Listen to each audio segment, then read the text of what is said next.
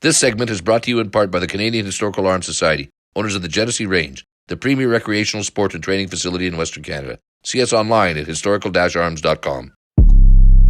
The Quiet Professional, a podcast about law enforcement, security, justice, and politics. We are digging deeper on the issues and going where the information takes us with access to experts and authorities. Welcome to The Quiet Professional. Hey everybody, welcome back to The Quiet Professional. Today we have a personal story on human trafficking, survivorship, and what comes after. For this, I've got really interesting guests, and I hope you guys really can get a lot from this story. So we're going to get into her background and then kind of move into some of the current events that she's got going on. But for this, I've got Cassandra Harvey here. Cassandra is a JD applicant and victims advocate at Diamond & Diamond Lawyers, LLP, with lived experience in sex trafficking, domestic violence, and sexual assault. Growing up in the child welfare system, she brings a deeply informed and practical perspective to her work advocating for marginalized communities. She serves on the Toronto Police Service Community Advisory Panel and has trained detectives and officers on human trafficking and trauma-informed care.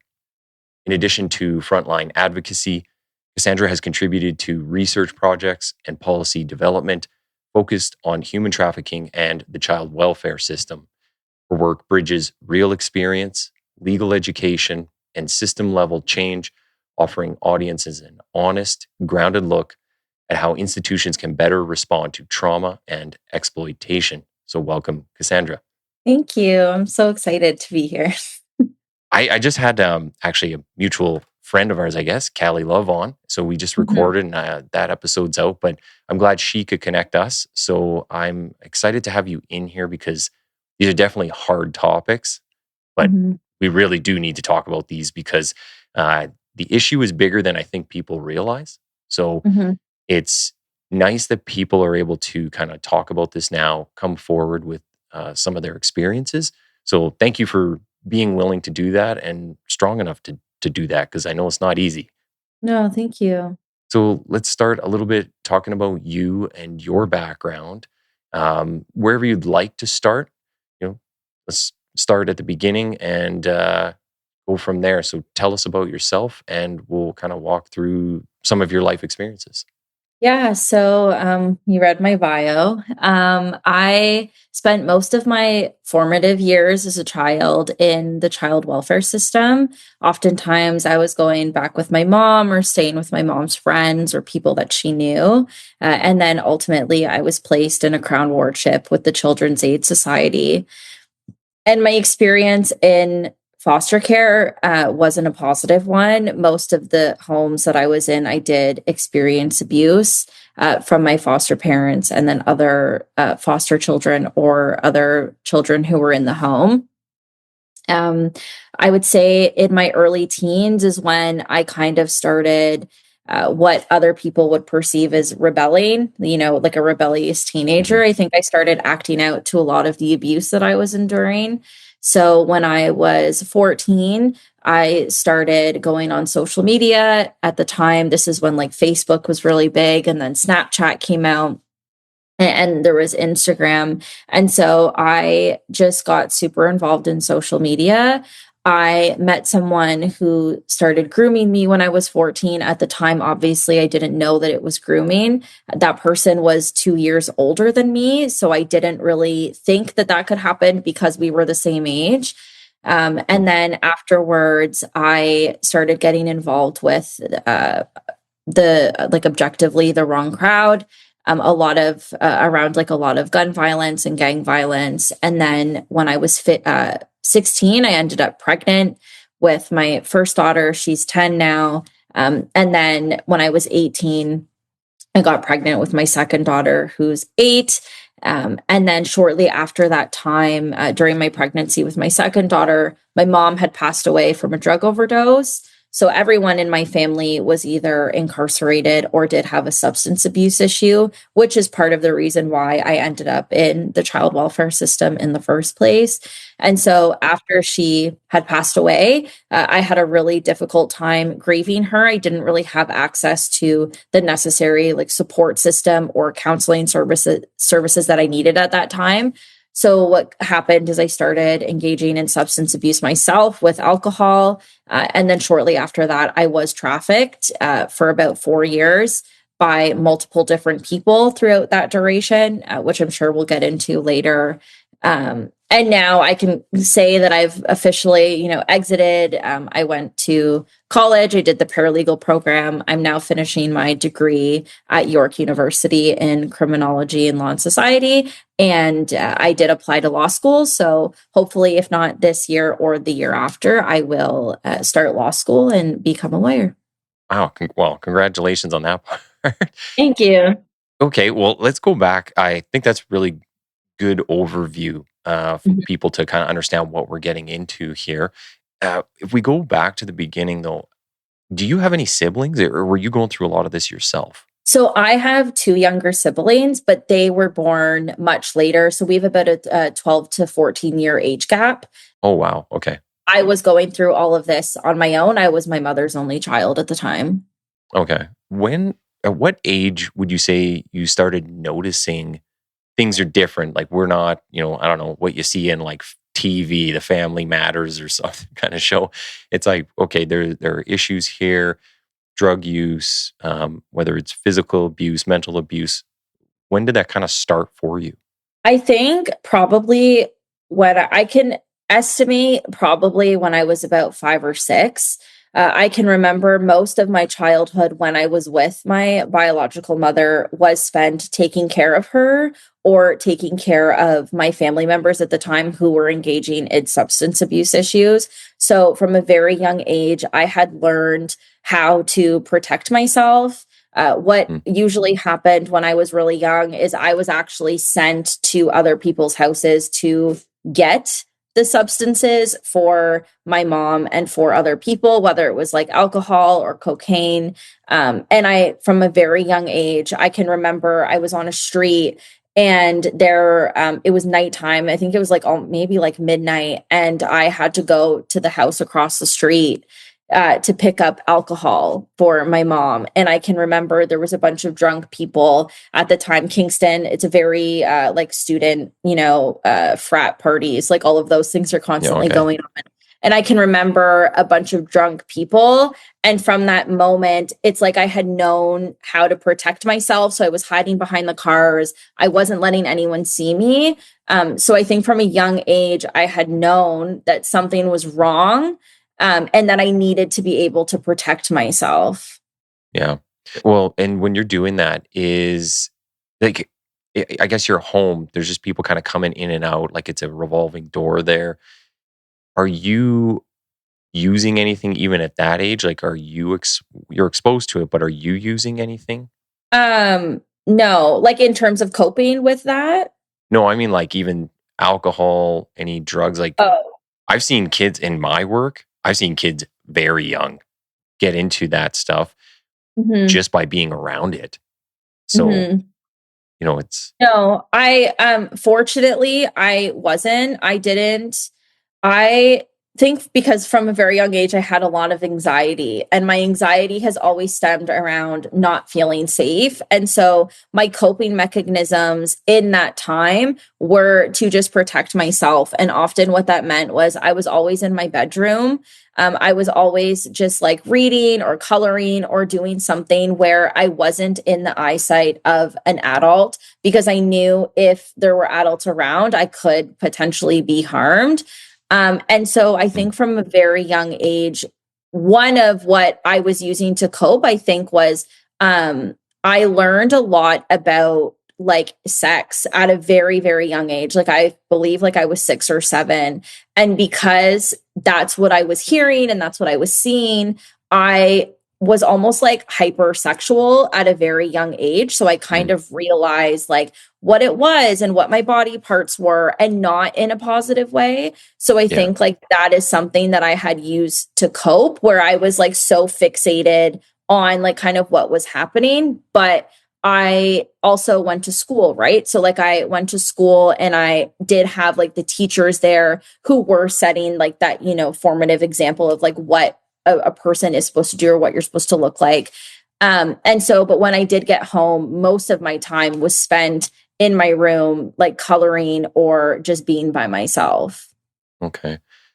Did you even get, like, do you bring friends over or anything? Or do you get any normalcy at home? Or would you just go away? Like you'd go to a friend's house. You wouldn't bring them over. No, I never brought anyone over. Most of the time, I think like it's interesting because when I was growing up, I feel like most of my neighborhood friends, we all shared the same experience of our parents engaging in like being drug dealers or being in gangs or having substance abuse issues.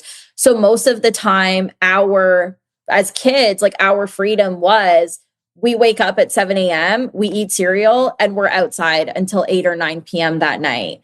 And so what kind of happened was I was always outside with my friends. And then when I was home, I was in my room because I didn't like the conflict. I didn't like the adults. But then what kind of happened is me and all my friends are outside and we're doing things that we shouldn't be doing. Like I remember I got in trouble for writing like my principal sucks. I vandalized our school, our slide. And I was in strangers' homes. Like I was in different people's homes. We were going to the corner stores. We were, you know, stealing candy. Like there were so many things that we were doing that we probably shouldn't have been doing. But that was because we didn't have the example of parents in our own household. Wow. And I mean, this might seem like an odd question, but what was your relationship with your mom like? And I ask that because obviously it wasn't good, but you know, just what was the dynamic like with her day to day?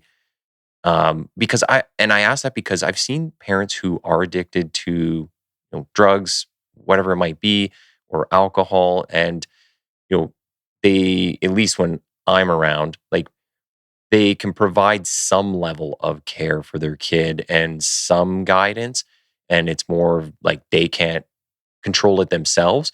And then you have the parents who are like full blown, like it's abuse all the time. They take everything out on the kids. They can't handle themselves. So I've seen like just kind of varying degrees. So I'm wondering, like, what was it like for you and your mom? Mhm. Yeah, I think I had a very difficult relationship with her because I didn't grow up with her. And when I did, all I remember was abuse. So I think my mom kind of fell in the middle of both of those categories where she was a highly functional person when she was on substances, but she was also extremely abusive. And so what kind of happened is it's almost like you have like the cycle of abuse of an abuser. And what kind of happened was my mom would show affection and then it would almost be like it was uncomfortable for her to show me affection. And then if I did something objectively bad or that a kid shouldn't do, she would abuse me. So that meant like spanking me on the butt with like a belt or a wire, or physically hitting me like with her own hands. And then she would kind of feel guilty afterwards. And then that's when that reassurance of like, oh, I love you, you're my daughter, and so on come in. And oftentimes it did get to the point where she would just have other family members abuse me. So I remember one time she took a shower and we had a gumball machine. And she told me, she's like, Cassie, like, don't touch the gumball machine when I'm in the shower. Like, you can't have any gumballs. And I'm a kid. I took a gumball and then she came out and she saw the color on my tongue. And so she had called one of my family members to to punish me. And that meant that I had to eat half of the gumball machine without spitting out the gum. So I was like choking on the gum and I couldn't chew for like the entire day because my jaw was so sore. And then other instances of like, I always lost my hats and mitts. I'm a kid. My kids, I buy the mittens, they're gone the next day. And so I just kept losing mine. And because my mom, we were very poor growing up, we lived in housing cockroaches, rats, mice, like we were very mattresses on the floor. And so she would try to explain that to me, but I didn't understand. Like I had no concept of what money is. Like that just, it didn't make sense to me.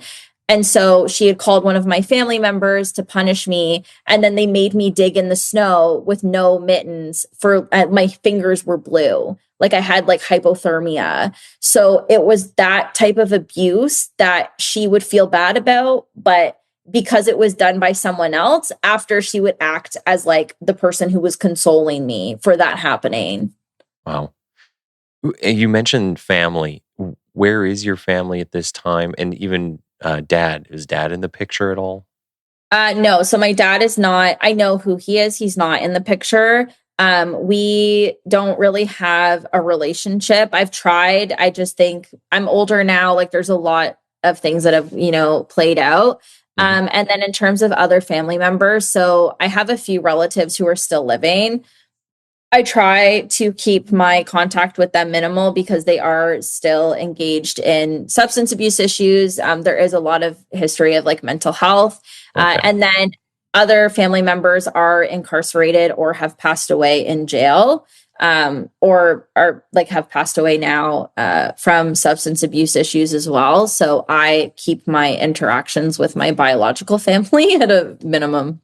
So you're one of the first, like, really to break any of these kind of cycles. Yes. Yeah. You were mentioning that 14 years old is when you were first groomed. Just kind of leading up to that, like you're also mentioning social media. Can you talk a bit about I guess the misuse of social media and how that played into you kind of going down a certain path and how that might affect kids now? Because I know there's a huge debate in schools. Kids should even have phones, mostly because they're distracted. But I honestly, like, I don't see any good from social media for kids. I think there's too much on there that they don't understand, especially now with AI. I think adults don't know. Like, we're all screwed with AI, but like, Yeah. especially kids, it's just a world that they can't seem to, I don't know, survive in on their own. So to give kids a phone and let them go off on their own, but like, you're talking about social media and how you meet certain people on there, and then you all of a sudden, you're being groomed. Like, what was kind of that transition? Like, how did that play out? So I think because I, at the time, was experiencing a lot of abuse in my foster home, I never, from a very young age, I didn't know what a healthy relationship looked like. I didn't know what healthy love was, even platonically. Like I never had a healthy relationship. And so I started, and like I said, from a very young age, I think like I was a very hypersexual person. And so as a teen, you're obviously going through those hormones. I hit puberty a lot earlier than my peers did.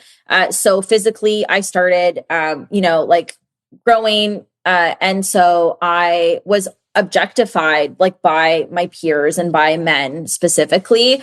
And so I started thinking that that was kind of what love is. And like, I should feel good that someone wants me for how I look physically. But it's more the lust aspect of it, right? Yeah, exactly. Okay. And I didn't know, like, oh, well, if they call you a bitch, like, that's not okay. Right. And so it sounds stupid in theory because you're like, well, if someone calls you a bitch, they're being mean. But when you are 14 years old, have only experienced abuse, and then you have someone who could be like, oh, I love you, and then calling you a bitch the next minute, you don't really know the difference. Like, you can't tell. And so it just started off, this person was already involved in a lot of criminal activity. And I think social media, you have people showing like stacks of cash. Obviously, it can be fake. You have people showing chains and rap music and this type of lifestyle. And so I didn't have that lifestyle and I didn't have the attention in my home. And then that's what I was seeking. And so he was 2 years older than me. He was giving me that attention and he was living that lifestyle that I aspired to have and that I wanted. And so what had happened is he started grooming me, and I didn't really know what it was at the time. And then I ended up getting pregnant with someone else. And so I spent 4 years with that person in a domestic violent relationship. And so after that relationship that I had left, I had reconnected with the same man who was grooming me at 14. And later, shortly after, he started trafficking me. And then he ended up going to jail for also trafficking women under the age of 16. So young girls, he was also trafficking. He did end up going to jail.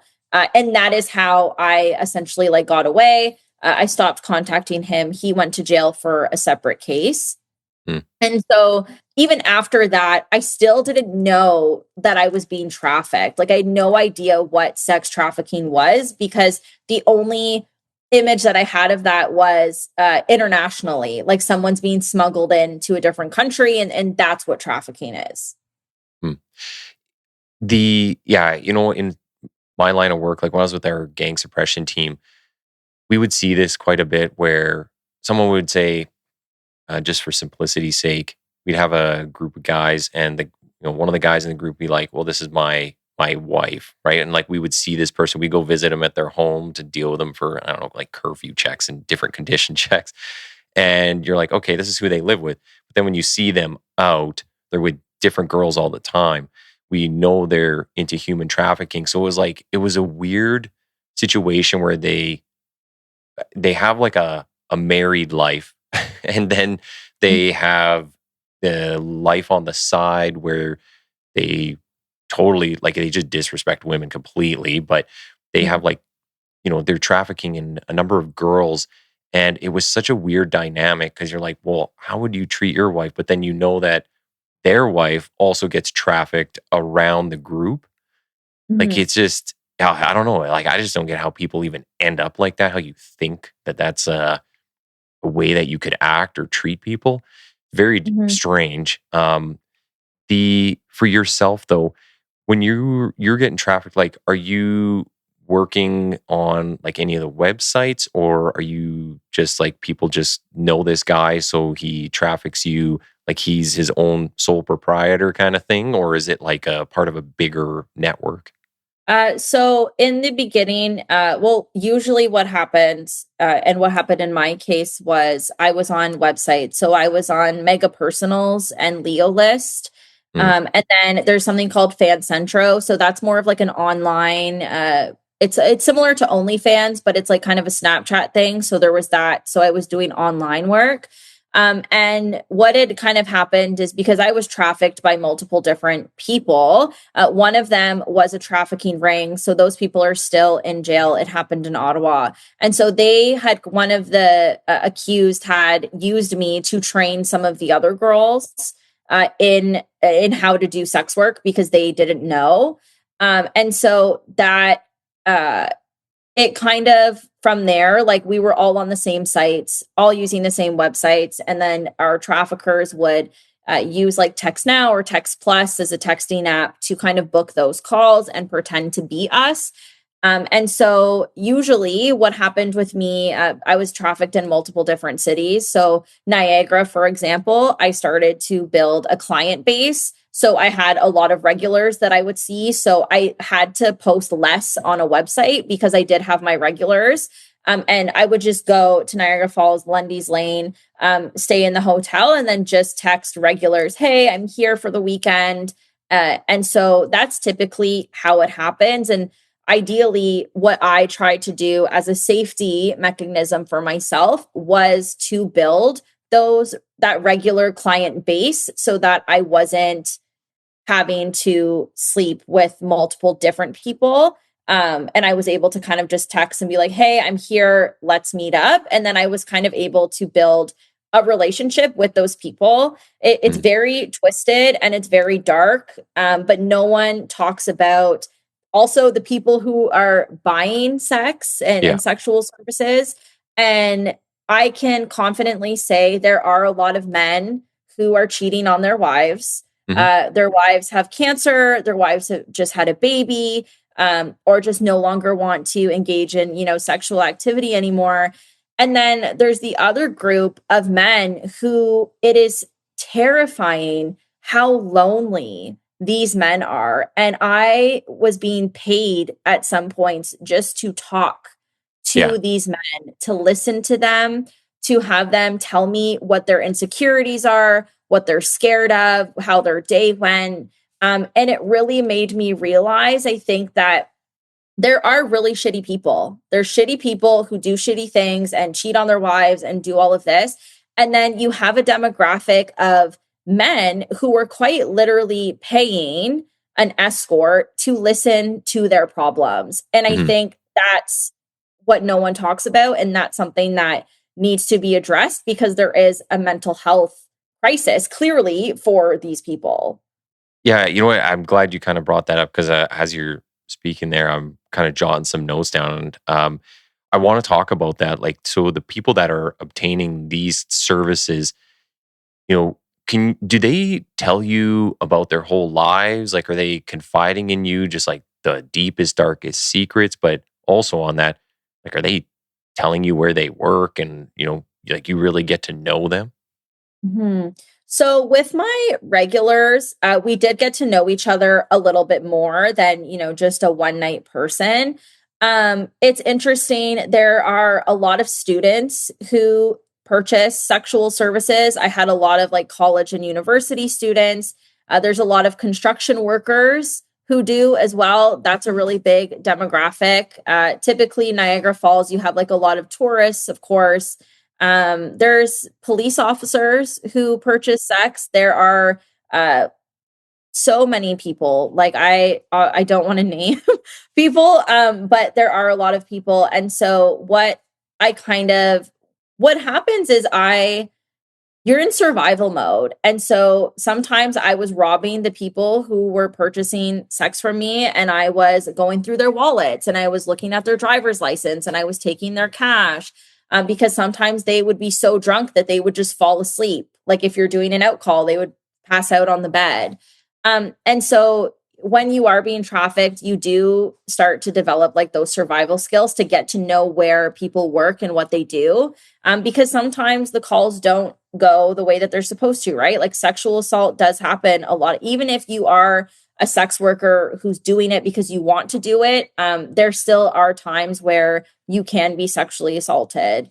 And so I think I started to spark up that conversation with people who I was meeting of like, what do you do for work? Or like, who are you? What's your name? Of course, some people use fake names or fake jobs, but it's also one of those things that's like a conversation Yeah. starter because it's a very awkward interaction, like to open the door and someone comes in. So you do start to build those small relationships out of, not being awkward.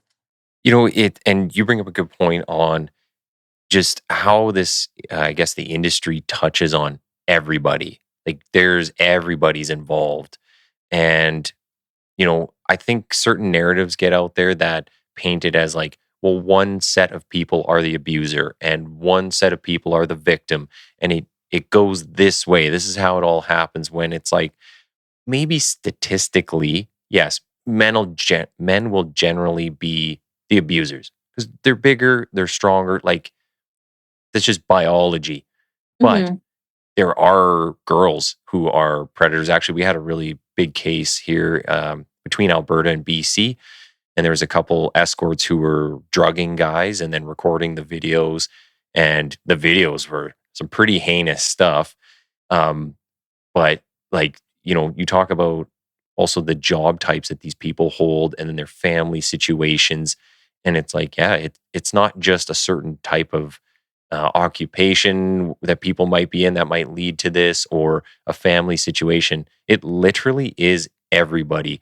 And that's one thing I kind of stressed when I was doing the gang work is we would go into places and find gangsters of all levels, street level to high up organized crime, and you'd find hockey players, like NHL players, you'd find judges, you'd find police, you'd find lawyers, but everybody.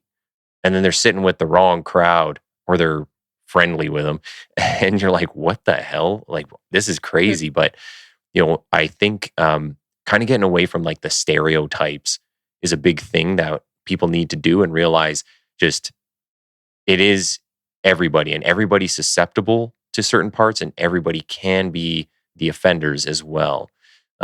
So I think you bring up some really good points there. Is there anything that really surprised you when you were going through this, or did you just kind of see it as like what I was saying, like, you know, everybody comes into this industry at some point. Not everybody, I should say, but like all job types or situations come into this industry.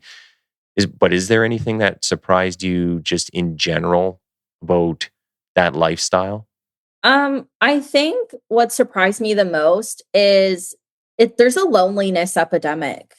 And I think a lot of the people who are purchasing sexual services are lonely.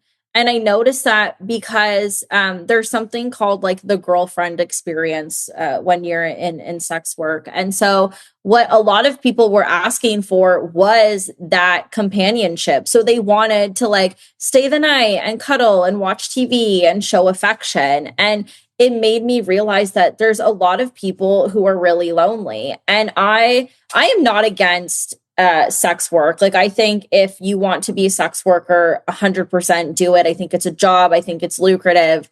And I think there is a demand for it, right? Like, there are people who do not want to be in a relationship, might not want to do certain things, but still want that, sexual gratification. And so they go to a sex worker. And I think if it's done the right way and it's done in a respectful way and both parties agree, like, I think that is, it's a positive thing.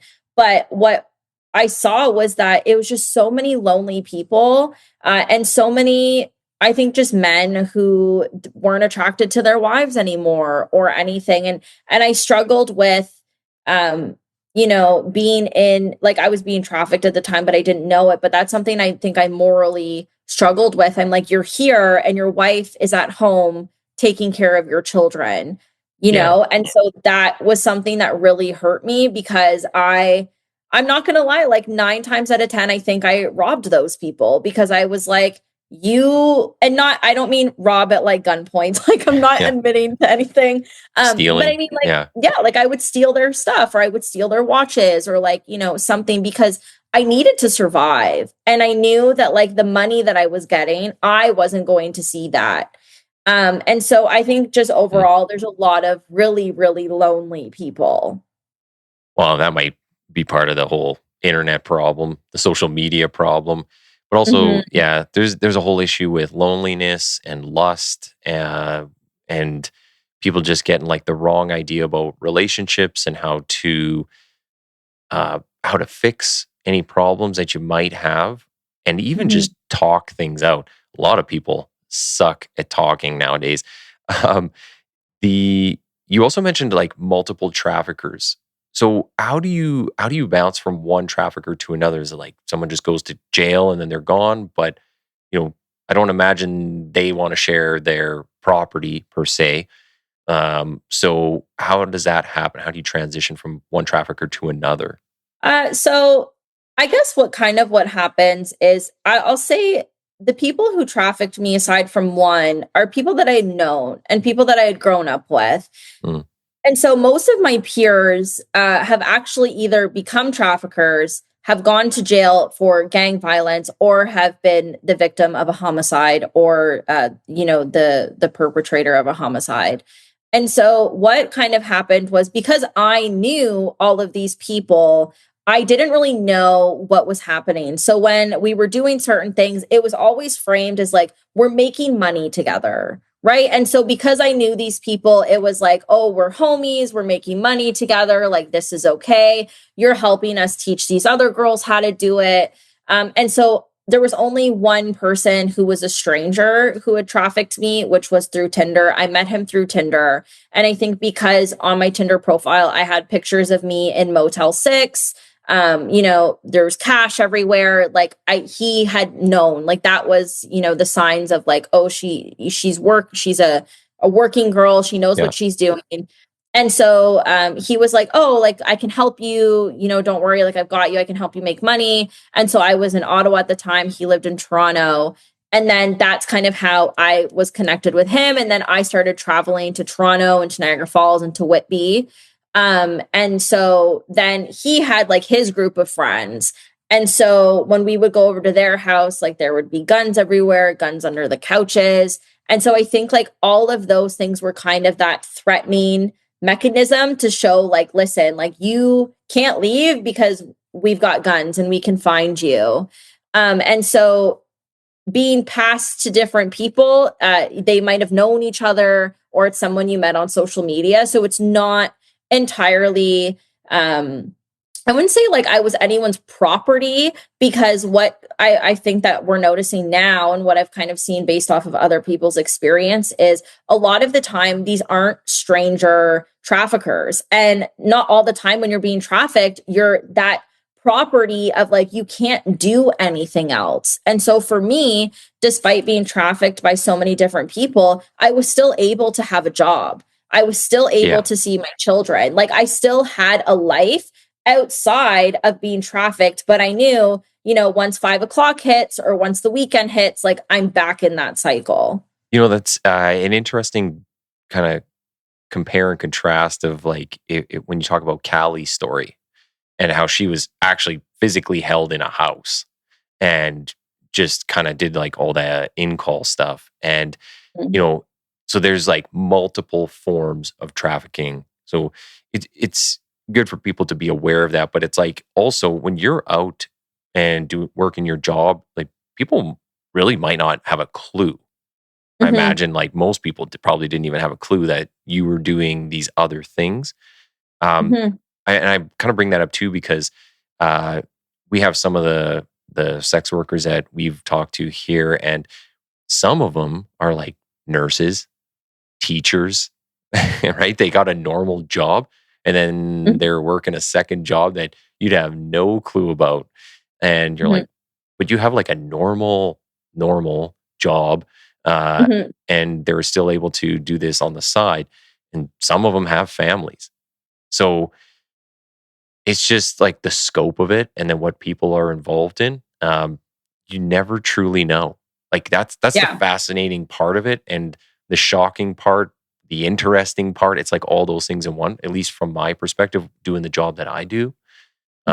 Just the people that you come across. And like, I think when I first started out too, I probably had that initial reaction of like, why the hell would you do that? That's gross, or like, that kind of stuff. But now when I look at it, and just because I've seen so much of it, I more so just question. Like I just wonder why. Like I just ask why to everything, and not so much as a judgmental piece as well. But it's like, why would you do that? Right. So, I just think it's fascinating to get like these type of stories out there. That's why I like to have people on and discuss this now. So.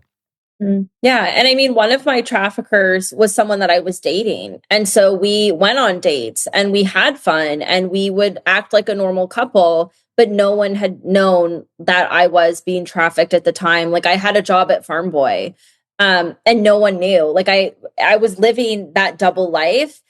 So I think it's important to know there are different types of trafficking and there are different types of experiences. And in the beginning with the person who I was dating, I was like locked in a house for like the weekend, and I ended up in the hospital because I was severely beaten.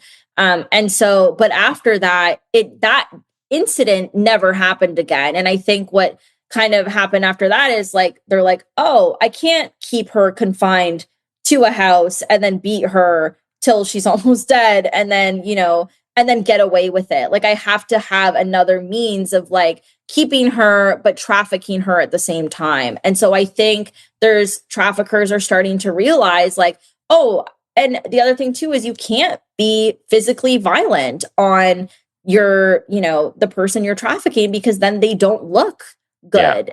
Yeah. The pictures, like I constantly needed to have my nails done. I needed to be, fit, and I needed to have my hair done and my eyelashes done, because if I didn't, I wasn't going to make money. Interesting. Were there any incidents, I guess maybe that would be one of them, where you're abused, but are there any incidences where you thought like, maybe you were going to get killed or this is it? when more so with clients, like were clients abusive in this world? Yeah, a lot of clients, I would say the more abusive ones are the ones who want out calls, because a lot of the people who are purchasing sexual services do have an idea that there would be someone there protecting the person who's engaging in sex work. So sometimes what that meant for me is my trafficker would be in the bathroom, like in the shower while I'm doing the call. So that if anything happened, my trafficker would come out and deal with the problem.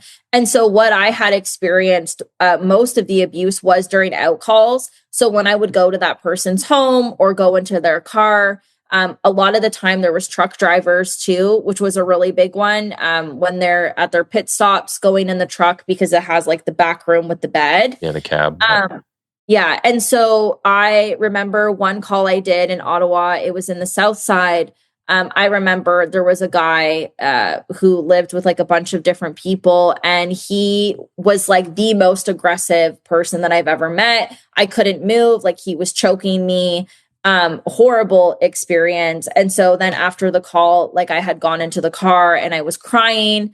And there is like a lot of the time when you do out calls, I think that's when I experience like the most abuse and the most sexual assault, because the people purchasing sex are in their territory, right? Like they feel confident in that space and that no one can hurt them. Yeah. And so I experienced it less with in calls. Wow.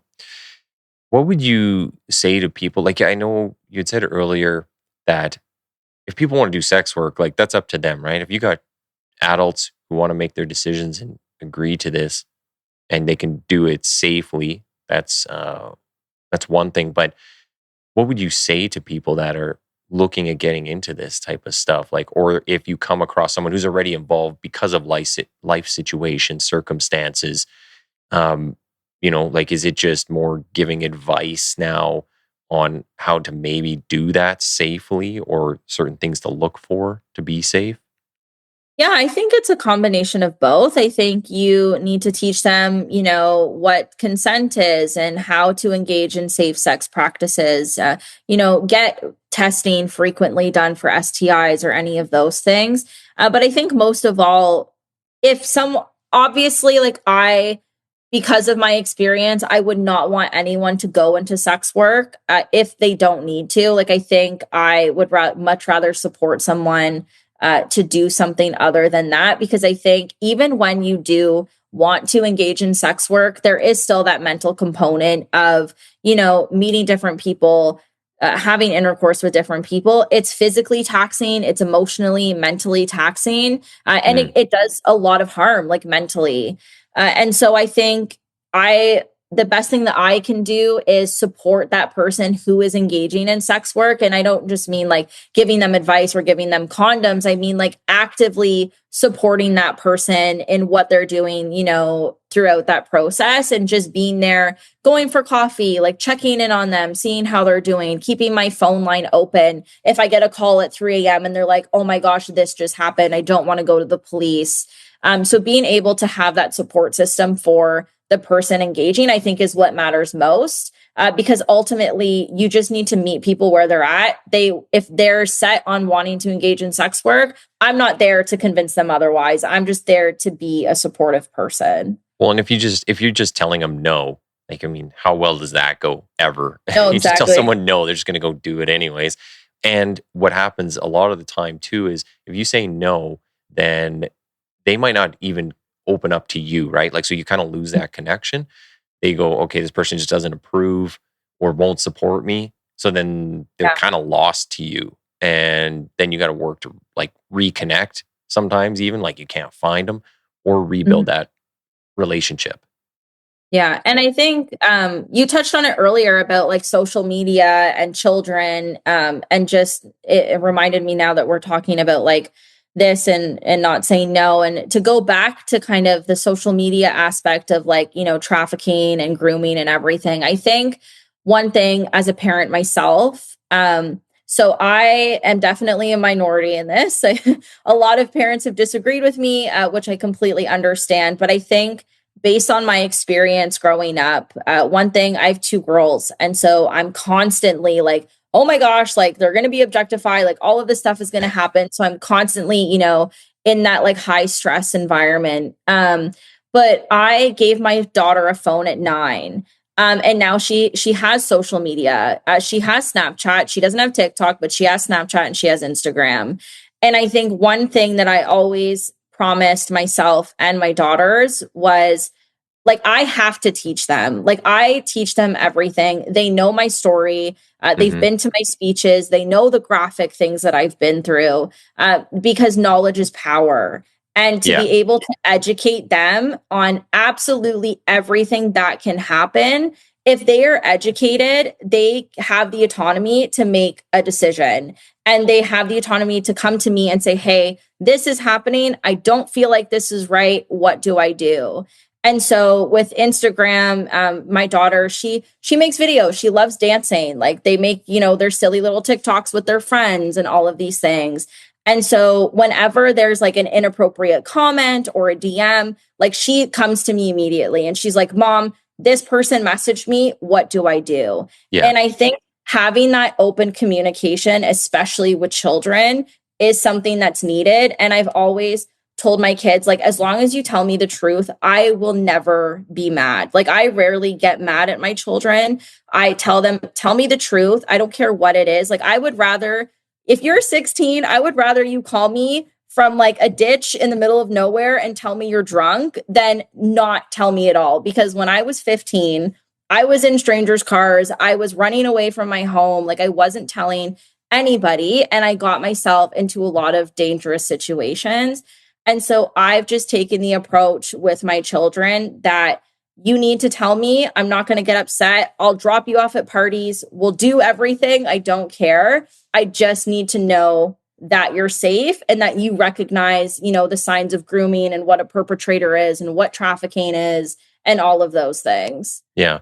Okay. Well, we'll take this conversation for sure on a little bit of a sidebar because I really like what you're talking about. And I think this really goes into some of the stuff you were mentioning earlier about some of the people that would call for services. And you get these people who are, kind of leaving their families at home, loneliness, maybe they're not connecting with the spouse. Well, but then that also, like, what does that mean for the kids, right? Are they able to connect with their kids? And then if they're out with, someone in, in the sex industry, they're not at home having those conversations. I think there's a lot of pieces here there's a lot of stuff missing. So it's one, it's like loneliness and the connection part.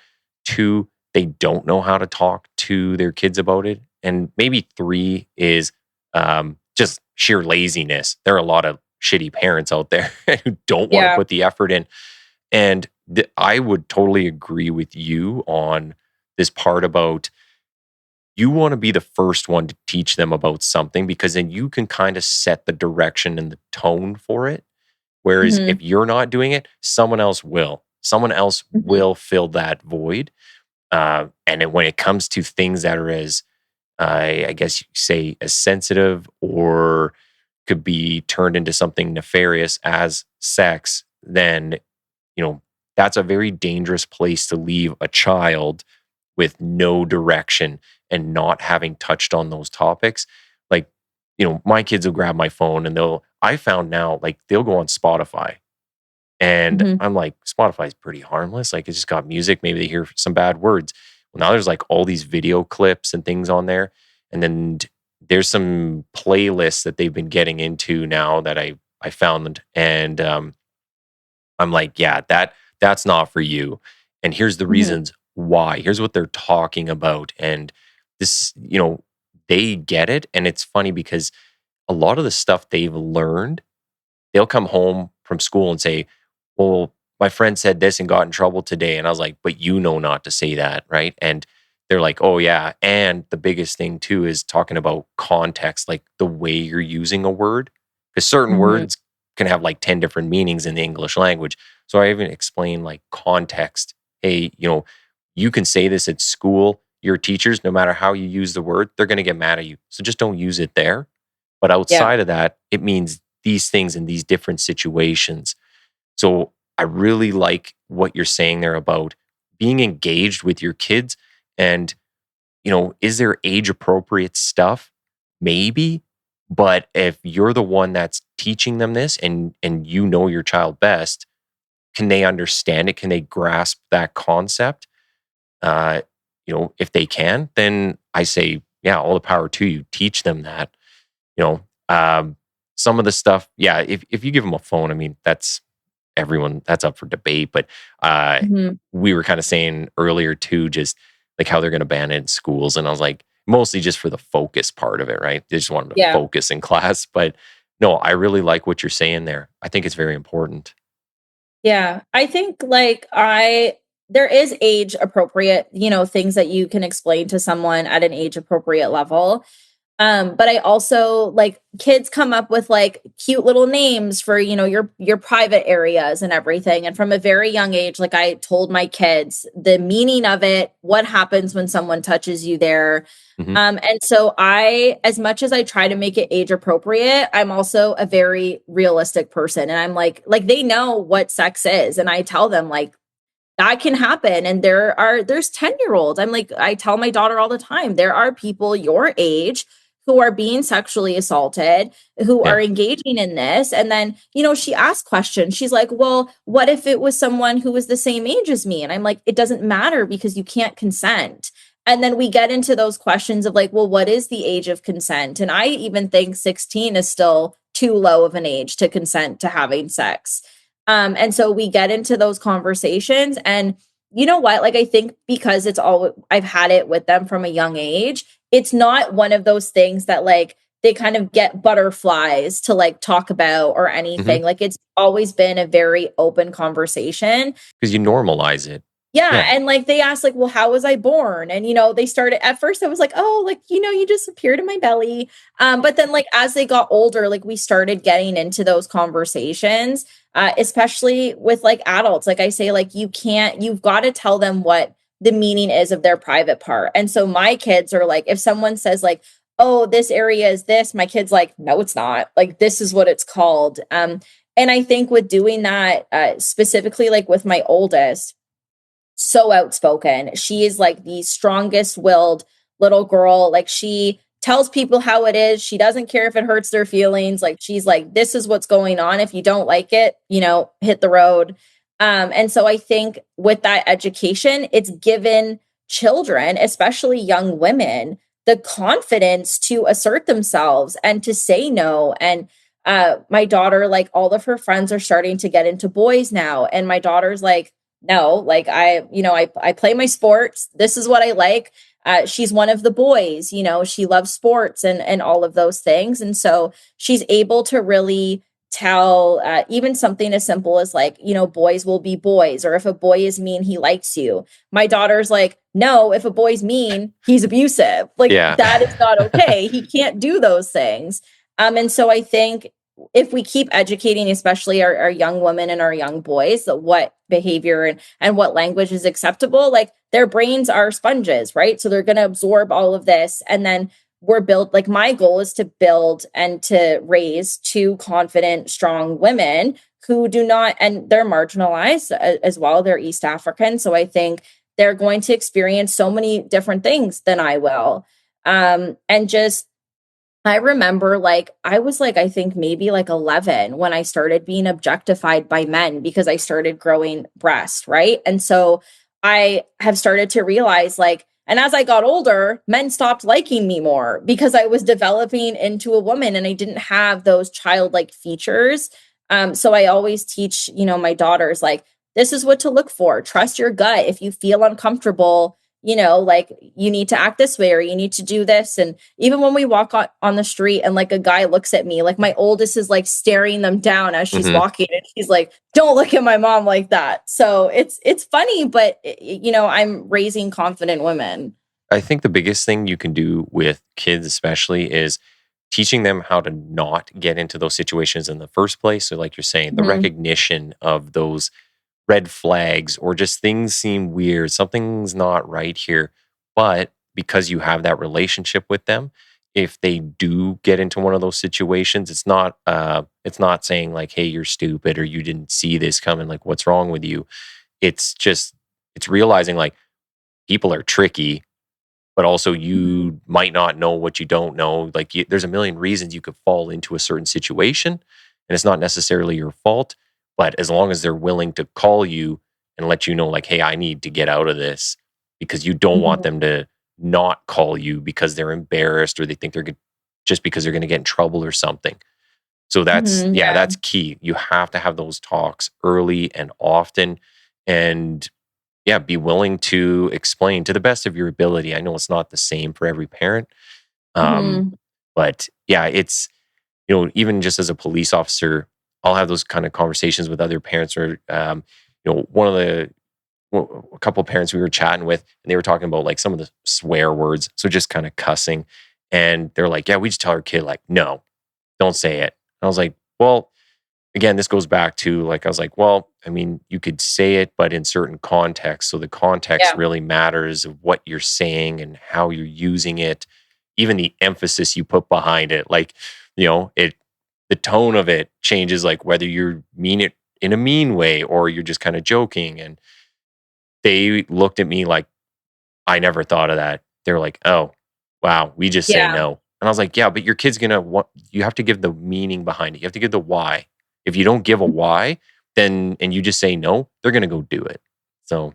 Yeah, I think that's really important because so with my daughters, we started off doing like 1 minute a day of swearing. So it was like 1 minute, you can say as many swear words as possible in a minute. And then like I noticed they started swearing more. And I think like I taught them obviously like you can't swear at people, but like shit, sometimes you stub your toe, you need to say a swear word. And so we are pretty like I'm very relaxed when it comes to that kind of stuff. But I think as much as we're educating children, I think it's so important for teachers and adults to understand that like kids, for example, like my daughter, my oldest, very vocal. And so I swear she like knows the criminal code by now. But there was a little boy on the schoolyard, who was like pulling his pants down and running up to the kids and to the girls. He thought it was funny, right? Like everyone was laughing and like, ew, you're so gross.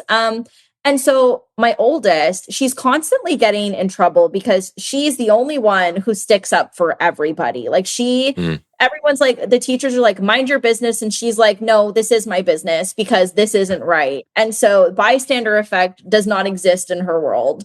And so the little boy was doing it to her friends. And she's like, this is sexual harassment. You can't be doing those things. And then she got in trouble for using the word sexual harassment because it was such a serious word, right? Like, oh, sexual harassment, it's a charge, it's in the criminal code. And so she was like, no, my mom said that like this is sexual harassment. Like it's not okay.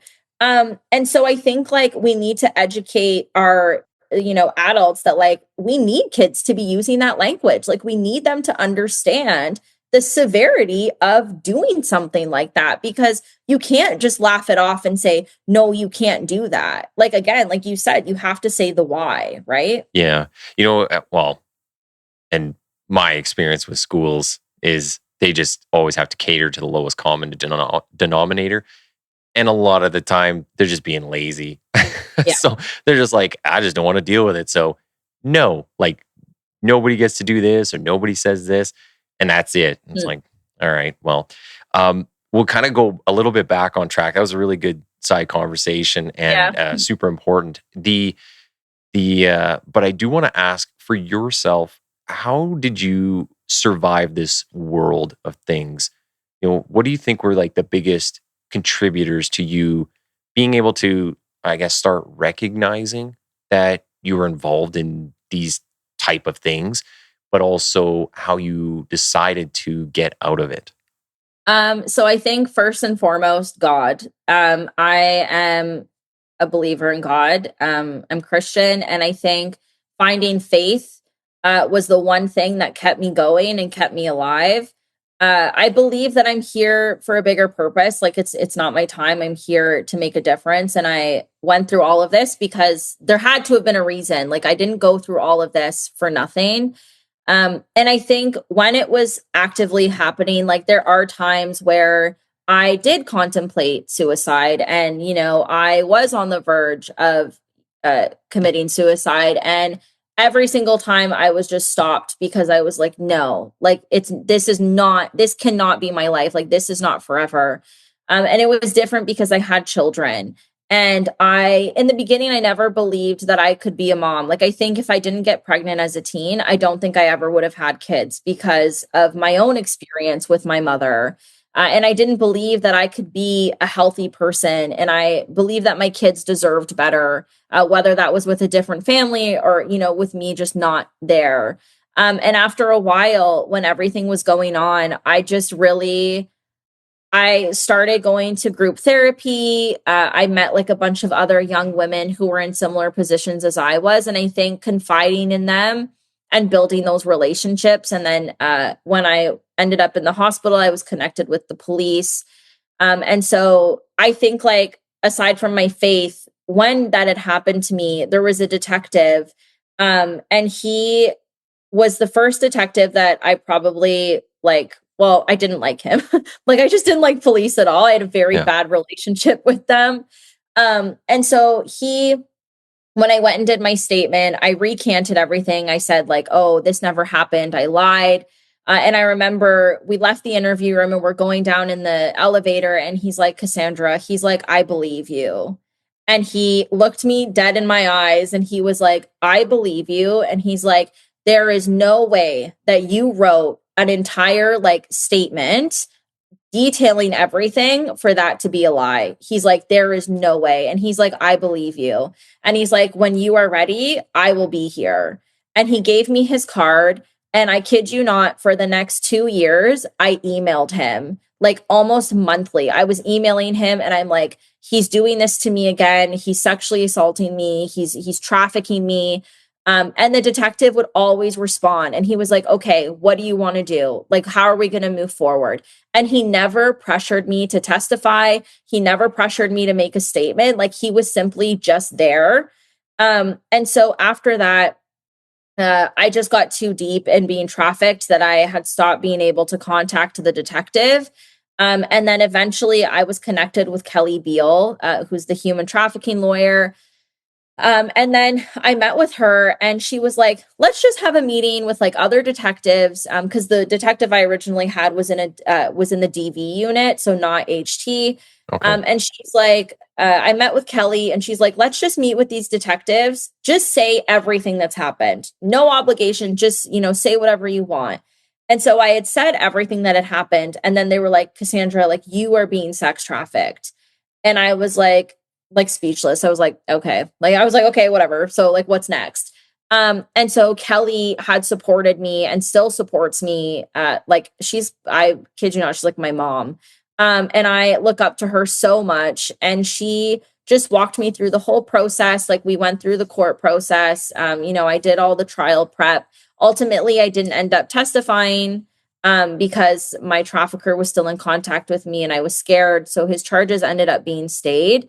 But it was the fact that like the people who I had in my life, like the detectives and Kelly and the support and the counseling that I had, like no one ever gave up on me and no one ever told me that I went back to my trafficker so many times. Like, I spent years going back to him. I was in contact with him last year. And so I was always so scared of telling people because I was like, no, like, I'm stupid. Like, I shouldn't go back to someone who's hurt me so bad. And everyone in my life was like, okay, you're back with him. So what? What are we like? Let's deal with that as it comes. Like, if you're back with him, what's our safe word? If anything happens, text me the safe word. I'll come, I'll call this person. And so being able to have that support system that was like unconditional, and no matter what I did, even if I ended up being trafficked again, that is what completely like got me out and able to exit and able to break the trauma bond. And especially my therapist, like, I met with her weekly. We worked through like a lot of the stuff that like was kind of rooted in like me, because with my trafficker, I was madly in love with him. Like, I had a trauma bond and he was the person who saved me. And he's also the person who hurt me so much. So if it honestly wasn't for my support system and the detectives who were like, I'm not going to give up on you, I don't think I would have made it out the way that I did. How much of it do you think is you though? Like you deciding, okay, this event or these, this sequence of things leading up to a certain point, like you had to make that decision at some point to then reach out Mhm. or listen to people or make the change. I find that's always like the biggest part missing for everybody is the agency. And I've talked about this a Yeah. ton on here. And it's funny because it's like no matter who I talk to around the world, that's always the biggest thing. It comes down to like, do I have any control in my own life, control over like where I'm going, the decisions I'm making? And then once you give someone that, like you're saying, like when they listen to you and are willing to just open a door and say like, yeah, I'm not pressuring you. This is always available. But it's like giving you the power to make the choice. And then once you get someone on that, once you kind of hook them with that, I find it's a way easier to like pull them to your side through that then. Whereas if you're just always like, Yeah. hey, just stop doing that or no, like they're not going to listen to you, but you want to give them that power. And I'll say, on that, I did a lot of work with informants. And so Mhm. I'm talking to people that are like in drug dealing, involved in like homicides and different crimes. And all of them, no matter how much money they have, no matter the crazy, super cool, glamorous lifestyle they portray, all of them have like these huge gaps in their life. And all you do is you're just talking to them like a normal person. You become the only consistent in their life, the only consistent factor. And when you leave Mhm. doors open for them and you say, like, hey, if you need help with, you've got some mental breakdown, you need help, call. And yeah, 2 in the morning, 3 in the morning, I've been on the phone for like some long conversations at those times. And, it's difficult, but when you leave those doors open for them, you can find like you'll get them in and it really separates them from their previous life because all those other people are just really using and abusing them. It's like, hey, when are we partying next? When, get me drugs, get me guns, get me this, help me with this problem. And it's like a lot of them would come to me and be like, what about me? Nobody asks how I'm doing. Nobody wants to take care of me. Like you become like a therapist for them. But I found like the Yeah. agency aspect, giving people the power to control their own lives and their own decision making, probably the biggest thing you could do for somebody. Yeah, I agree 100%. And I think having that support system, and knowing that no matter what I chose, I would have them is what played a huge role. And I think I just got to the point where I just didn't like I was so tired of being treated like shit. Like I think I just got angry. And I think that's when I really made that shift myself because I was like, why am I letting someone treat me this way? Why am I taking shit? And like it was like the affirmations of like, no, like I can do this and I'm destined for something bigger. And I think also again like having daughters, I constantly thought like what would I tell my daughters if they came to me and they were in the same situation. So that's what really made me start to choose like a different life. And I just kept thinking back to like my inner child, and somewhere out there there's probably a little girl who's going through the same exact thing that I went through. And I would love to be someone's mentor and role model, and to have them look up to me and be like, oh, look at all the shit that she's been through and she made it out. And I think like that is when I realized like my decisions are going to impact a lot of people. And even now, like I've noticed that I've started speaking out about my lawsuit and about policy and nonprofits, that I've had so many messages and emails of women emailing me anonymously or by name and saying like, I am so thankful for you to speak out about this. And you might and sometimes I feel like there's times where I'm like, no one is supporting me and I'm talking about all of this, and no one, like nonprofits aren't sharing and everything, and it's like people are silently cheering me on and people are scared. Like I'm talking about something that no one wants to talk about, and it's a taboo topic, and people don't want it to be addressed. And I think the fact that I have people who are reaching out and telling me like, don't stop talking about this, and you're speaking for me and I've been through this, that is what really, I think, even keeps me out of, wanting to go back. Like no one talks about wanting to go back to sex work, even after you've been trafficked. Like it's a very lucrative thing. Like there's nights where I was making like $5,000 to $8,000. Now I'm working for like minimum wage or a salary. And I'm like, I could have made my salary in a week, Yeah. So I think like still being able to make those choices and know that like that's not me anymore. That's my, like the old Cassandra. Is, and well, I guess you kind of move on to some of the topics we were going to get into. So this is a good time, as you've moved out of the life and kind of regrouped, and now you've got your daughters, you're working on your education. What's it been like since, you're separated from that lifestyle, but we're not too far from it. Physically, mentally, what has that journey been like for you? It's been difficult. Like it hasn't been easy. I think I'm honestly fortunate enough to not have depression, which I think is very rare. I went through like seeing psychiatrists and being diagnosed. I've been diagnosed with CPTSD and generalized anxiety disorder. And so I'm a highly functioning individual. My psychiatrist has said, despite this, like I'm still very highly functioning. And so I think that's what I struggled with, was the fact that I'm a highly functioning person, and I am able to get up and take care of myself and to do all of these things, and to do advocacy. But I'm still, deep down inside, I'm still suffering. Like I still do have, the triggers, and I have nightmares. And I have the anxiety, and I think physically, it's been hard. I have very bad anxiety. Like I recently, the last 2 weeks, I started like an SSRI for anxiety to like increase my serotonin, because it's like non-existent. And so it's helped me. It's helped my anxiety. And so being in therapy for the last 5 years as well, like I've been able to really work on a lot of the things that I've been going through. I will say, like, I'm in a much better place than what I was 5 years ago. Like 5 years ago, I didn't even think I'd be alive now.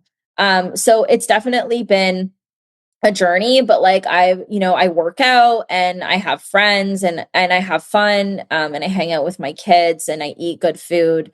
So I think like a lot of factors have played into my healing. But I think like I'm still definitely a vulnerable person. Like I recognize my vulnerabilities, especially in relationships. There's a reason I've been single for so long, is because I know I'm a very defensive person. Like I'm not physically affectionate with, a romantic partner for a very long time, because it takes me a while to get comfortable. So I think there's still a lot of things that I'm working through on, I think, like the romantic side.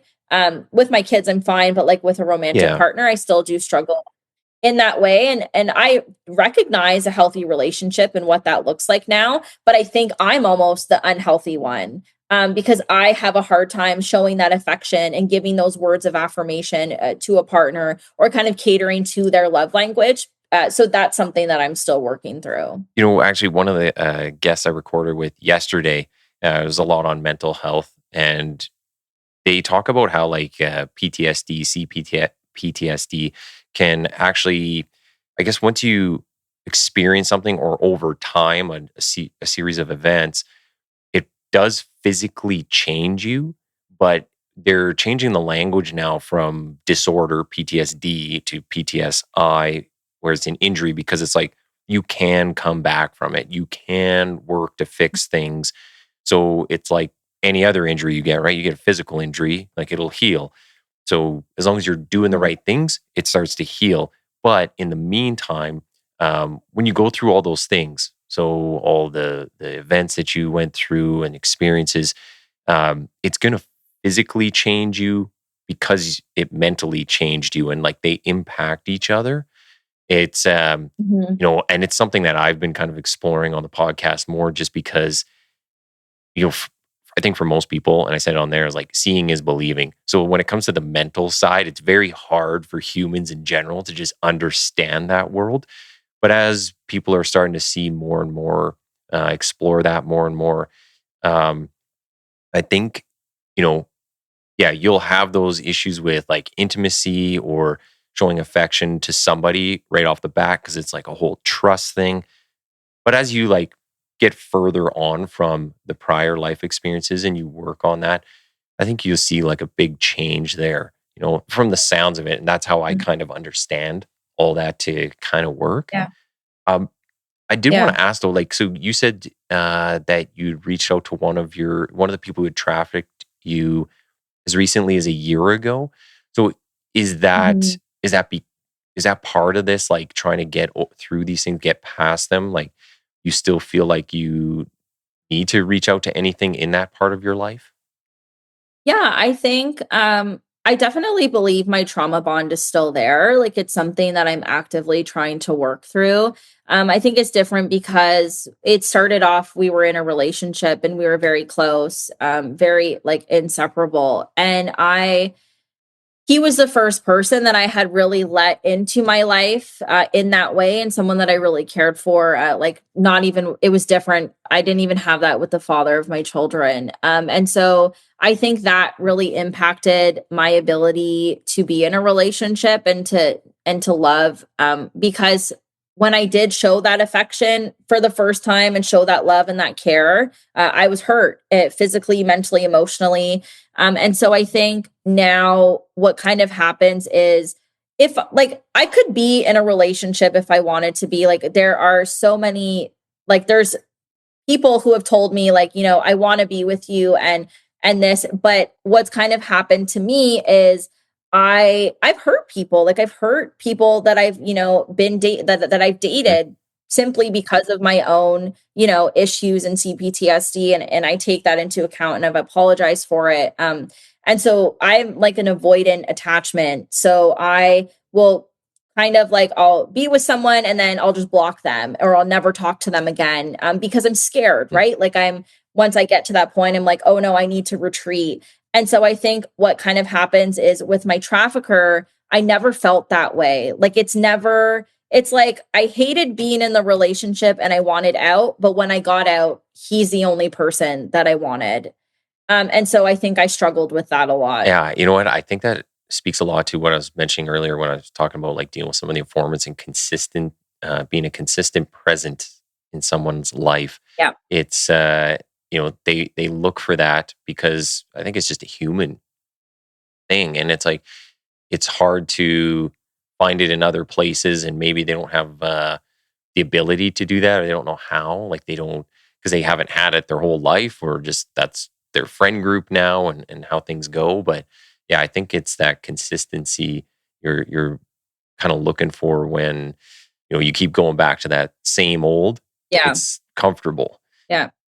And my therapist, like she's told me like to write a list of like the pros of what he's done and then the cons. And then the cons are much longer than the pros. And we've kind of just gotten to the point where she's like, what the hell is wrong with you? Like we've reached that point where she's like, you need to stop doing this. And it's interesting because going back to traffickers, and what my therapist has told me is that's actually a form of self-harm. Hmm. So you might not be physically hurting yourself, but you are going back to that person who has harmed you, and it's a form of self-harm. And obviously, like that's a coping mechanism for so many people.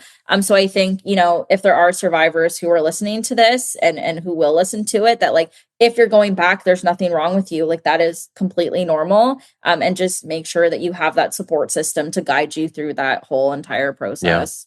Very good. So let's just talk about you telling your story and what Mhm. that's been like.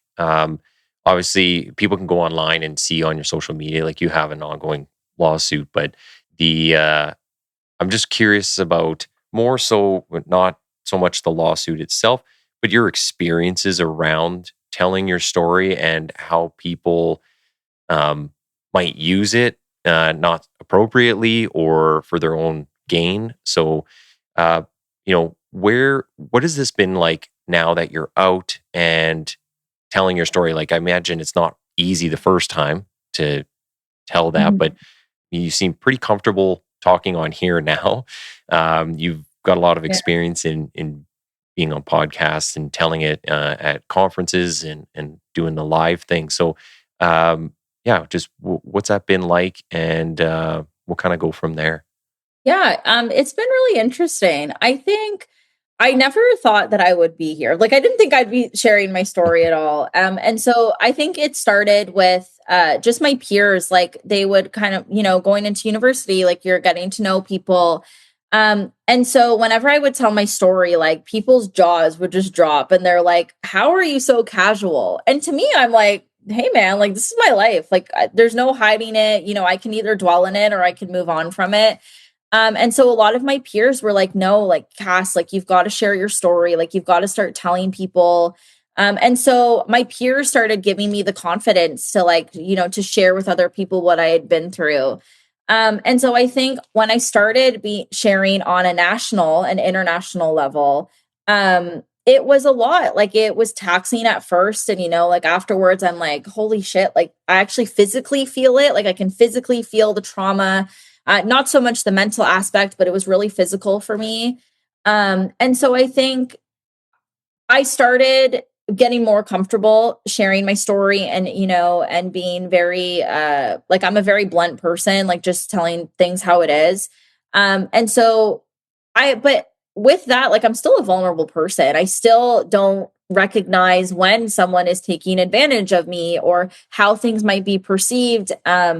And especially when it came to like a policy level with working with nonprofits. And I can tell if my peer is trying to exploit me because, that's more personal. But what I struggled with was starting to realize that I was telling my story, but there wasn't a benefit to it in a sense. And so I started talking to just some of my mentors about what was happening. And I'm like, hey, like, I'm doing this speech and they're paying me this much, but, nothing's really coming out of it. And I don't feel comfortable.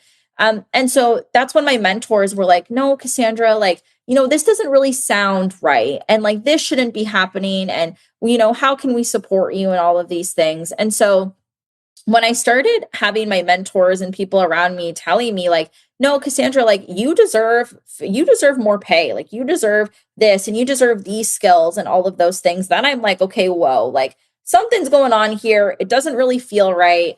And that's when I started realizing, like, I started paying more close attention to things. And I think if it wasn't for my legal background, I wouldn't really have known like the nuances of what was going on and when illegal things were happening. And so with my background, I was kind of able to, like, formulate a good understanding of, like, this is wrong. This shouldn't be happening. Then I started talking to other survivors and I'm like, hey, like, is this happening to you and what's going on? And other survivors are like, yeah, like, that's happened to me. Oh, I know someone who this has happened to. I've had people, like, I've had employees of nonprofits reach out to me and say, we've been trying to raise this issue for years. There's employees who are like, this has been an ongoing issue, but no one's listening to us. And so that's when I was like, hold on, like, there's an issue here. And then I retained Tricia Lewis, my counsel, for a separate matter. And then I was talking to her about this one and I was like, something just doesn't feel right. So then she started representing me for my lawsuit against Victim Services Toronto. And I think overall, my issue is the bigger policy perspective. Like, the bigger policy issue here is that had I not been terminated from Victim Services, and this is all in my statement of claim, but had I not been terminated from Victim Services, there wouldn't have been like a legal route for me to take for feeling like I was exploited, right? So there's no legal avenue for survivors. And so that's what I had an issue with, because I was like, whoa, like, had I not been terminated, I kind of just would have been left in limbo. Like, I would have either had to stop accepting speaking engagements and then it impacts my financial status, or I could continue feeling this way and continue working for this organization. And so that's what my petition and what I'm advocating for is like fundamentally, we need some sort of legislation under the Human Trafficking and Prevention Act that's saying that like survivors are entitled to this. There is this legal avenue. And we need like, I could go on for days, but like we need an ethics board. Any research project that I've done for universities has to go through an ethics committee to review, the participants' qualitative or quantitative method, like all of those things. And that is not something that nonprofits have to do. You have nonprofits who are just saying, hey, we're looking for survivors. We'll pay you $60. Yeah. Right. Like there's no ethics involved there. And even on that, I've been to a bunch of conferences and I know how much some of those speakers get paid and they're not compelling. And they're talking about like, whatever bullshit they're trying to sell you or, the next newest 10-step process and something. And they're getting paid thousands of dollars. And it's like, but you're going to have these people on who've had real life experiences and talk about actual issues we need to talk about and the harder things. And you're going to throw a couple bucks their way. It's like when they're, depending on the conferences, like some of these organizations are making a lot of money off of them. And it's like, well, you're benefiting off of somebody else. So the actually in your statement of claim, it details some of your experiences. One of them was, I think it was in 2024. You were speaking at a conference, and it was they were getting donations for something. The Chiefs conference. What was it called? The Chiefs Gala. Yeah. And just how it describes like after you had done your speaking part, that people were coming up after and basically opening their wallets and offering money, and just the image, like even just, it was like a paragraph in this thing. And just from that paragraph, I'm reading this going like, yeah, this looks super bad. Like, wouldn't people think to not do that? But, especially based on like the things you're detailing in your history, and then a whole bunch of guys come up and want to just like open wallets and give you money. It's like, damn, guys, like, wouldn't you think that looks bad? How that makes that person feel? Yeah. So, have you had a whole bunch of those interactions, those type of things after the fact? So like, even when people are trying to be, I guess I'll say nice, they don't realize what they're doing. It's like, this might just look like what this person used to go through. Mm-hmm. Yeah. No, I've had many experiences like that. I spoke at one gala, a few like last year. And I actually had a gentleman who I'm embarrassed on his behalf.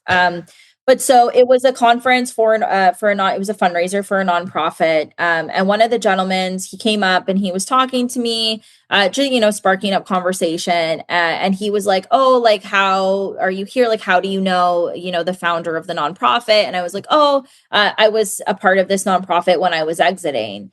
And so he was like, what's sex trafficking? And I was like, dude, like, you're here for a sex trafficking awareness event. And then I had to explain to him what sex trafficking is. And he had said something along the lines of like, oh, you have the looks for it. The hell? And I was like, what? And he was like, you have the looks for it. So what he was implying was that I was physically attractive enough to be trafficked. Jeez. And then he proceeded to hit on me after and like ask where I'm from and ask for my number and all of these things. And so I think there is that level of ignorance. I'll say it's more predominant in men at these events. Like they're the ones who often display the most ignorance.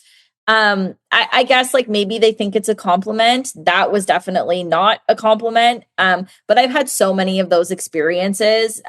With women, it's generally been better. A lot of times when I speak at conferences, like I get flowers, which I think is a beautiful gesture. I would much rather someone come up to me and give me flowers, than just hand me stacks of cash or even like a gift card or something that isn't cash. And there's also a way of doing it as well, right? Like going through the organization to say, hey, I want to make a donation to this person. Yeah. Or just to go up and say, hey, I would like to give you a donation. It's not because of this, but it's because I resonate with what you're saying or something like that.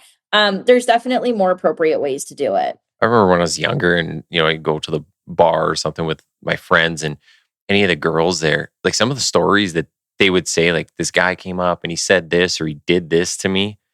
I remember some of the stories he would say and I'm like, what? Like people do that? It Yeah. just, I don't know, like at least for myself and my friends, we're all like, we would never think of that. But yeah, there's some weird ass people out there. um, Mhm. so now where you're at, are you still doing a lot of speaking engagements? Is that a thing that you like to do? Like obviously you're on the podcast today, so thanks for doing that. But is this Yeah. do you see yourself doing more of these? Is this kind of like the best way to get your story out right now? Yeah, I definitely like this is something I'm super interested in. I love sharing my story. I'm hoping if I do decide to take a year off, it's like from school and not go into law school right away. Ideally, I would like to start kind of a speaking tour, working with nonprofits, and spend the next year going like traveling around Canada and doing that. Ultimately, the goal is to become a lawyer. I would like to go into criminal defense, which I know I get a lot of hate for from my fellow survivors, but there's definitely a meaning into me going into criminal defense. But yeah, so that is kind of the goal. But I think again, like I do want to go into litigation. So that advocacy piece is still there. Like that's what I'm passionate about. But I think once I do become a lawyer, I'll likely transition into, only litigation and being a lawyer and less sharing my story and kind of leaving that chapter where it is. And when I become a lawyer, I would still like to work on the policy level of things, more from a legal perspective, starting to change a lot of the policies for youth and that aspect in the YCGA and the criminal code. So less on the human trafficking advocacy front with sharing my personal hmm story. Do you feel like maybe at a certain point, even just telling your story uh, isn't you anymore? Like you're like, okay, I did that, and that story's out there, and people can find it on all these platforms. Because this is something I was talking with Callie about as well, and she's like, yeah, I've kind of like grown into this other thing now, and I do the foundation, and I'm able to help in all these other ways and help other people when they're getting out. So she kind of saw Yeah. herself as like evolving into this different person now. And it's like, I can help in new ways. Like, I just feel like life is like that, right? Like I don't know, every 10 years you find something new to do and be a slightly different person. Yeah, no, I completely agree with her. I think like we go through those phases of, sharing our story. And I think like ultimately I'll always share my story. Like I hmm think like when I meet with people, that's what I'm gonna do. But I think it depends on I don't want to provide direct, crisis support. Like I can't I commend the people who do have that frontline capacity. That's just not something that I can physically do or that I'm able to do. So I like working on the policy level, which I think is why I chose to go into law in the first place. So I think like, working with clients and young women who are incarcerated, that's where I can share my story and really meet with them one-on-one and say like, listen, like I've been where you are, I've experienced this, and then hopefully like mentor them, to become, to do the things that they want to do.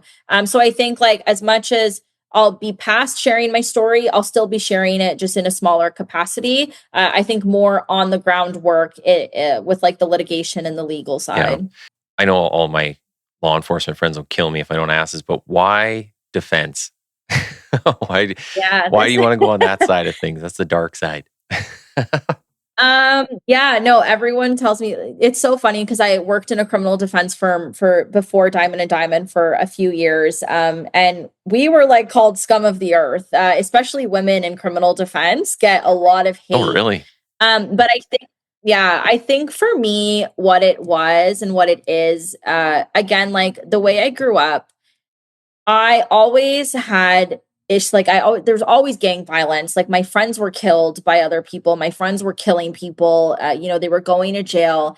And what really stuck with me is we were all kids. Like we were doing the best that we could with the situations that we were in. A lot of my friends came from like immigrant families. Parents didn't speak English. They were on social assistance. Like we were quite literally surviving. Like we were kids and we were trying to survive and we were helping each other. Like we had a community of helping each other and making money together.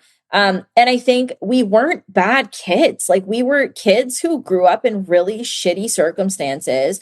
We didn't have parents who understood. Our parents were addicted to, to substances. And from that, I just saw my friends go down a road that I don't even think to this day was their choice. Like, I don't think it's something that they made the decision to go down. I think it's something that happened to them. And I think the only difference with me and being able to make it out of that environment was that I got pregnant so young. I was in children's aid, so they did have an autonomy over me. And then I was able to kind of have the capacity to make those decisions again, because I'm a highly functioning person. I was able to do that. And so I think, like, had I not gotten pregnant when I did, like, I very well could be in jail right now. And that was never because I was a bad person or I did bad things. That was because I was dealing with the cards that were dealt. And so my focus, going into criminal defense is, I'm not saying everybody's innocent, and I'm not saying people, don't do bad things, but everyone deserves the right to a fair trial, and everyone deserves the right to be heard. And I don't mean heard in the capacity of, like, going to court and to have that opportunity. I mean heard in the sense of, like, they have the right for the judge and prosecution and the police to know what their childhood was like, like their parents and what, like, are they developed the way that they're supposed to be? And are they meeting these milestones? And do they have the support system? And I don't believe jails help. I don't believe that they rehabilitate people. I've seen my friends go into jail and have no jobs. They can't get a job because they were incarcerated. So they go back to that same lifestyle. And I think if I'm able to litigate and be a defense lawyer and get people the actual support they need, that isn't through jail, that could be through a community center or resources. And I think being able to have my background in working with nonprofits and these organizations, I can better help people. I can litigate better. I can tell the court that, like, my client would benefit from this program, because ultimately, like, my goal is to work with youth, who are involved in the criminal legal system, and to get them out of it. Like, I don't want them to reoffend as an adult. Like, my goal is to get them the help that they need so they're not engaging in recidivism. And I get it all the time. Everyone's like, why do you want to go into defense? And, like, I'm very, I won't do human trafficking cases. I won't do sexual assault. Like, I'm specifically litigating youth matters, firearm offenses, gang violence, drugs, those kinds of things. That's where my interest lies based on my own experience. So I have the autonomy to choose, what I want to who I want to represent. Yeah, no, and that's a fair answer. I think that's I think that's good. Like, especially with the kids, I have different feelings when it comes to adults and some of the things I've seen people do. And it's like, at some point you are responsible for your own decisions. Yeah. And then because I forgot to put, like, a time in my notebook, we throw the whole thing out. Something, I'm like, really? Okay. I mean, hey, officer notes. Sometimes you guys be writing notes differently. Yeah. But no, that's understandable. And I think, like, again, I try to remind myself, even with adults, like, at some point they were kids and they just didn't have the support to, be rehabilitated. And sometimes people can't be, like, that's just, DOs, like, they can't be rehabilitated sometimes. And that's just something that I've accepted. But I think if I can do the work with youth and help them, then I'm making a difference in that aspect. Yeah. No, I agree. Maybe just as we're coming to the end of the time, I want to get your views on some of the interactions you've had with police. So you said, like, not very good experiences, or you didn't trust them before, but what do you think now that you're kind of doing some different things? What have your interactions been like? Has it been good? Has it been bad? We talk, policy. Is there things that police can change or you would like to see change? Yeah, I think my interactions with police now have generally been positive. I would say more on the level of, like, detectives and, sergeants and those kinds of people. Relationship has been good. I will say with frontline officers, it still takes me a lot to not cuss someone out. Yeah. I'm going to be so honest. I think like there was an instance where there was construction and there was a police officer. And I was like walking through the construction zone. It was so hectic. I didn't even know. And he comes up and he starts yelling at me. He's like, "You can't be here. Look at the signs, lady." And I'm with my daughter. And he's like, "If you get hit, it's going to be your fault." And I'm like, actually, that's not how it works. Like, if I get hit, it's not my fault. And then like, I was like standing my ground and he was just an unpleasant individual. Yeah. So I think like there's definitely bad apples, like we're any profession, like you're going to have bad apples. I don't agree with defund the police. I'm very strong on that stance. I think police can be great. They've saved my life. They've saved other people's lives. So my relationship is generally positive. I think there's bad apples. There's police officers. I mean, we saw the whole project that recently happened. In Toronto. Yeah. But that doesn't discount every single police officer. Like that does not, you know what I mean? Like those are bad people and there's great police officers. So I try my best to be, a police positive person. And I think education again is power. Serving on CAP with the TPS, I'm able to have an input on how officers are trained. And at the end of the day, you can train someone as much as you want, but if they go out and do the opposite, right? Like you can't do much about it.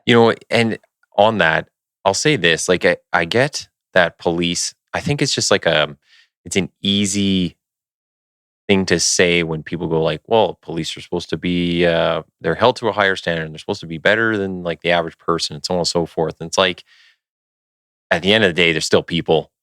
And like all these tests and screening things, like, obviously they don't work 100% of the time because we have enough bad people getting in. Also, people's life circumstances, their situation, everything changes once they're in, just like any other job. So you could get in and be some bright shining star, never done a thing wrong in your life. And I don't know, you have something bad happen to you after, and all of a sudden, I don't know, you're wrapped up in some organized crime thing. The thing with police is we're subject to more oversight than any other industry that I can think of, which is fair because we have the ability to take life and we can do that in a split second decision. So yeah, we do need the oversight, but like this, I don't know, it's like kind of painted out as like at the beginning of it all, we're supposed to be infallible when we're getting in and like it's that for the rest of your career, you have to be infallible.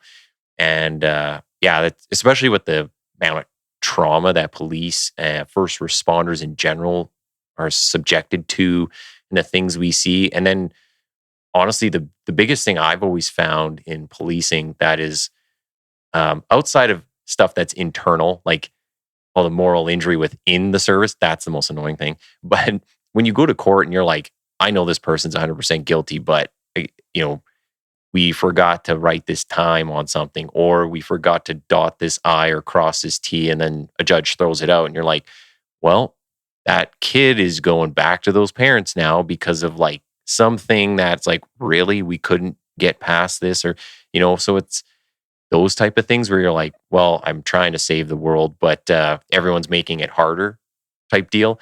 I think blaming police is like, it's just a scapegoat. Like someone needs to point their anger somewhere, and police seem to be, the easiest people to blame. We're the front lines. We're the face of bad policy. We're the face of bad laws. We're the face of failed healthcare, failed education, lots of things. And But I think like no one talks about like, this is something that I learned on like the advisory council, is like the rates of suicide among, police officers and the rates of substance abuse just because of like the trauma that you guys endure. And again, I think like people don't think about that, right? Like people don't think about how you're pulling up to, and I've seen like body cam footage of like officers having to go and like, resuscitate someone who's been shot like 10 times, like you can't just not see those things ever again. I'm sure that plays in your head. So I think like we need to be more compassionate to officers. I definitely think they're shitty people. But I think like, the good does outweigh the bad. And I think police are doing great work. And it's evident, like our crime rates have gone down. There's more neighborhood community officers, despite what the media shows and like all of this crime. Statistically, I've learned in criminology, like our crime rates are actually going down. Youth crime is going down. Like there's so many positives in what the police are doing. And it's clear, like they're taking the feedback, they're implementing those neighborhood community officers to build those relationships, and it's clearly working. So I'm hopeful that people will, before they speak, they'll do their research. Yeah. And hopefully things will start to change. Yeah. We're just kind of at the end of the time. Mm-hmm. I want to give you the opportunity to make sure people can find you or follow your work. So where is the best places to check out what you're up to? So my Instagram, it's legally.cass. You can find me there, or you can look me up on my website. It's cassandraharvey.org. And my website has all of my social media links as well. But I mostly, I post all the time on Instagram. Okay. And I'll put all those up in the episode description as well so people can follow along. I want to say thanks for being on here today. I really appreciate it. And we'll have to get you back on and get an update kind of where you're at, and especially once you get into the defense side. And then I think we'll have some really interesting conversations. But really, like, thank you for taking the time to do this and speak up on a lot of these issues, because it is very difficult for people to do themselves. Also difficult for people to hear, but we definitely need to get the stories out. So thank you. No, of course. And thank you for having me. I'm super excited for it to go out. Hey, everyone. Thanks for listening in and following along with the discussions. Be sure to click the follow or subscribe button on your respective listening platform. Also, check out the Quiet Professional on X and Instagram under TQP780. And most importantly, please share where you can. Everyone has a part to play in getting these education and information pieces out there, so pass it along. Thanks again.